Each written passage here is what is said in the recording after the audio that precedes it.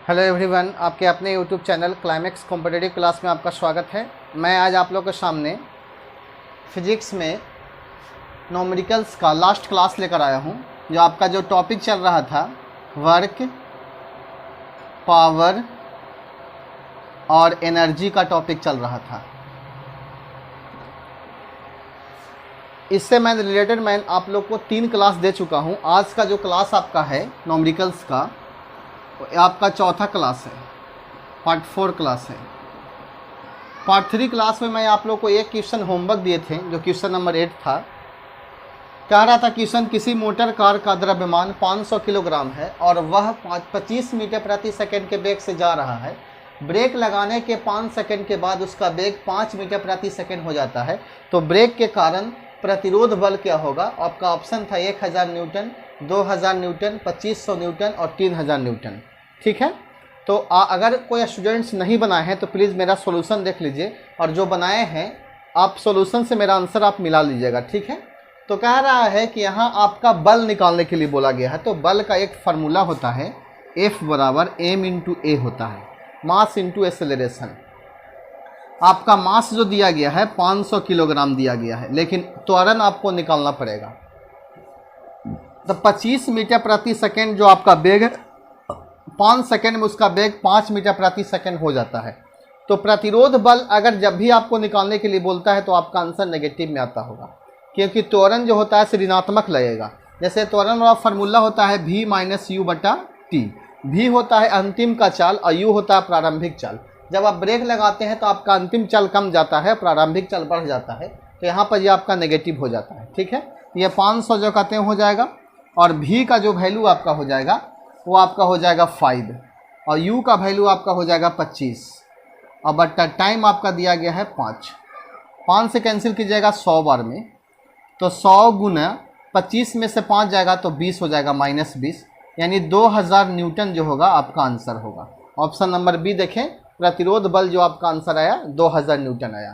तो ऐसे क्वेश्चंस आप लोग को समझ में आ रहा होगा।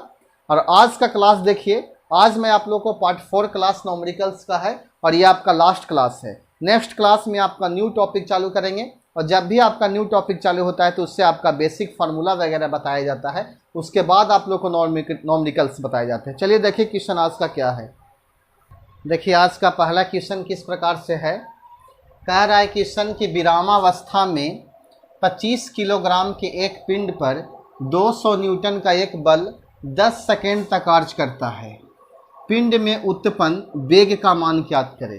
जो पिंड में उत्पन्न वेग हो रहा है आपका ज्ञात करना है। ठीक है, अगर कहीं भी नॉमेरिकल्स में आपका u का वैल्यू नहीं दिया हुआ रहता है तो उसमें शून्य मान लिया जाता है। जैसे देखिए विरामावस्था में 25 किलोग्राम, तो m का वैल्यू जो आपका दिया गया है वह 25 किलोग्राम दिया गया है। ठीक है, और एक पिंड पर 200 न्यूटन का बल लगता है, तो बल आपका 200 न्यूटन दिया गया है, और टाइम आपका 10 सेकेंड दिया गया है। तो आपका वेग पूछा गया है। तो जब भी वेग आपका पूछेगा तो v ही पूछेगा, u तो नहीं पूछेगा। u आपका प्रारंभिक वेग हो जाता है, तो v आपको निकालना है।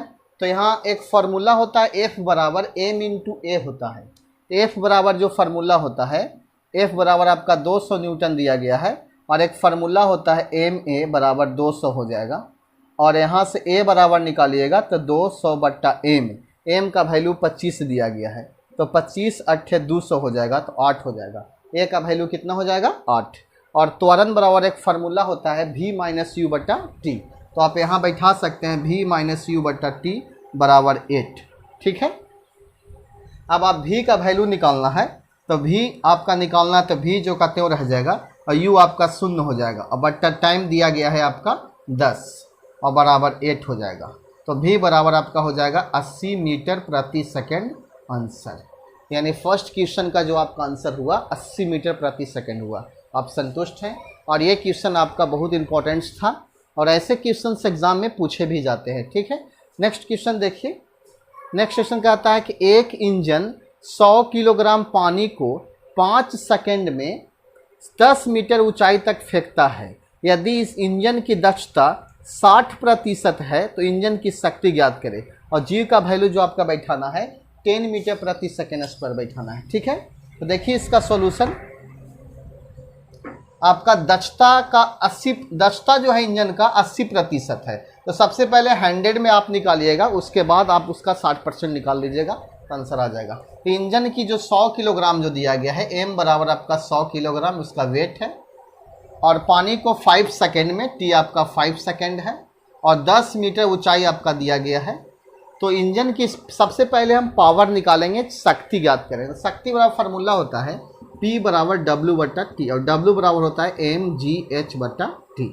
m का वैल्यू आपका 100 किलोग्राम है, और g का वैल्यू आपका दिया गया है 10, और h का वैल्यू आपका 10 हो जाएगा, और बटा टाइम आपका 5 है, 5 दूनी के 10 हो जाएगा आपका।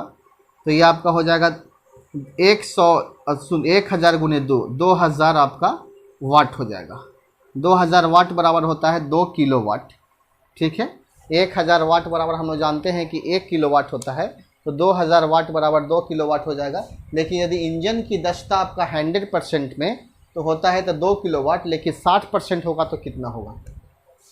तो दक्षता को हमारे अगर x दक्षता x गुने अगर 60%, 60 बट्टा 100 बराबर 2 किलो, 1 0 से 1 0 पर कैंसिल होगा, 2 से 3 बार में कैंसिल हो जाएगा, तो x बराबर आपका हो जाएगा 10 बट्टा 3, तो 3 3 9, 3.3 किलोवाट आपका आंसर हो जाएगा।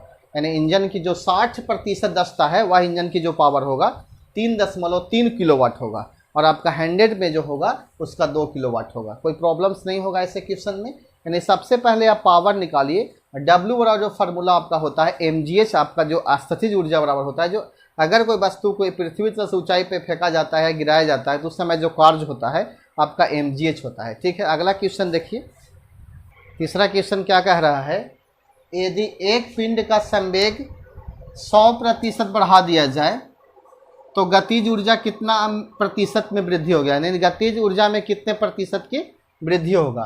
तो ऐसे क्वेश्चन में आप लोग को बताए हैं कि गतिज ऊर्जा और संवेग में संबंध, यानी के बराबर p² बटा 2m। आपको याद भी हो गया होगा बार बार यूज करते करते ये फार्मूला को, और ये याद हो गया तो बहुत अच्छी बात है, एग्जाम में आप आराम से बना सकते हैं। p² संवेग में 100% की वृद्धि कर रहा है, तो जहाँ भी आपका परसेंटेज में वृद्धि आपको दिया हुआ रहता है और वह स्क्वायर में रहता है, तो सिर्फ एक ही फार्मूला बार बार यूज कीजिए, 2x + x² बटा 100% वृद्धि बराबर, ये फार्मूला को हमेशा यूज कीजिए, ठीक है। तो यहाँ 2 × x का वैल्यू 100 हो जाएगा, और 100 गुने 100 और बट्टा 100 आपका हो जाएगा, 100 से 100 कैंसिल हो जाएगा, 2 × 100 200 + 100, यानी उस क्वेश्चन में आपका गतिज ऊर्जा में 300% की वृद्धि होगा। तो आपका आंसर जो होगा से 300% होगा, ठीक है। अगला क्वेश्चन देखिए, क्वेश्चन नंबर 4 क्या कह रहा है।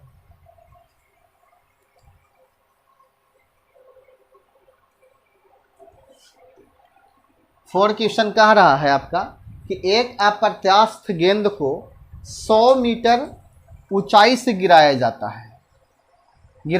है, पृथ्वी के कारण इसकी 80% ऊर्जा क्षय हो जाती है, तो वापस गेंद किस ऊंचाई तक जो है किस ऊंचाई तक उछलेगी। यानी 80% गेंद जो है आपका नष्ट हो जाता है, 80% जो हो जाता है ऊर्जा आपका क्षय हो जाता है, तो बाकी बचेगा आपका 20%, ठीक है। देखिए इसका सॉल्यूशन, सबसे पहले एक कहता है प्रत्यास्थ गेंद को 100 मीटर ऊंचाई से गिराया जाता है, तो आपका ऊंचाई दिया गया है 100 मीटर, ठीक है।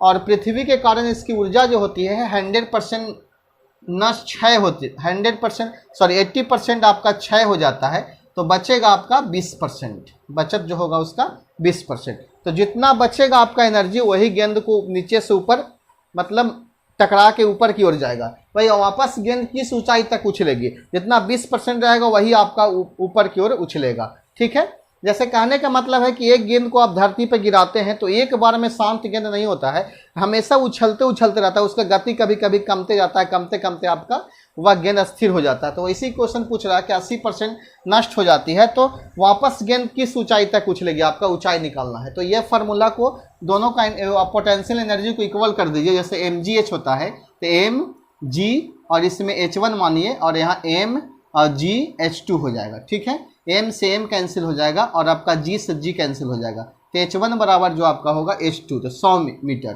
तो 100 मीटर का आपका 80% आपका क्षय हो जाता है तो 20% आपका बचेगा, तो 20/100 हो जाएगा। यानी दूसरी ऊंचाई जो आपका हो जाएगा 20 मीटर आपका आंसर होगा। कितना हो जाएगा? 20 मीटर।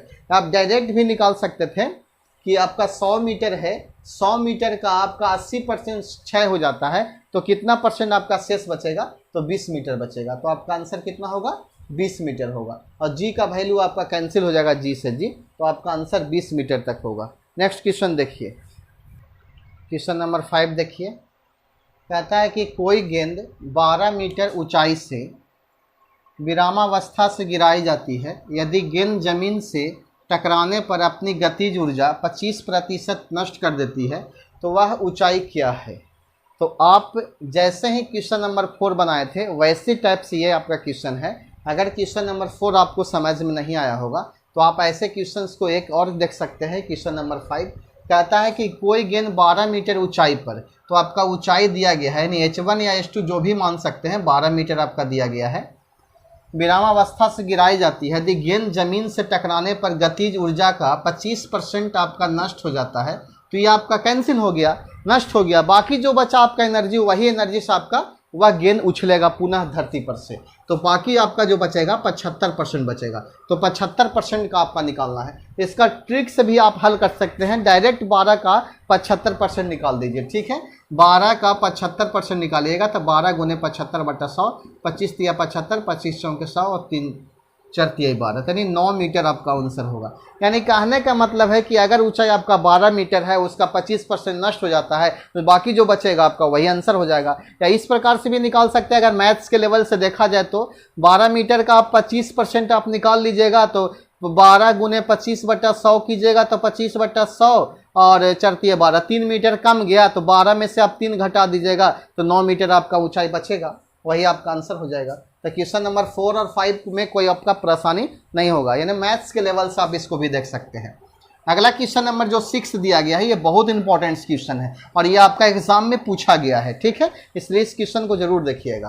कहता है कि 60 किलोग्राम द्रव्यमान का कोई मनुष्य 30 सोपानों की सीढ़ी पर 40 सेकेंड में चढ़ता है। यानी एक मनुष्य का जो वेट दिया गया है, यानी W जो दिया गया है उसका, एम मास मानिए, एम जो दिया गया है 60 किलोग्राम दिया गया है। ठीक है, और एक सीढ़ी जो आपका है, एक इसी प्रकार से सीढ़ी है, यही आपका सोपान होता है जिसको चढ़ने पर बोलता है।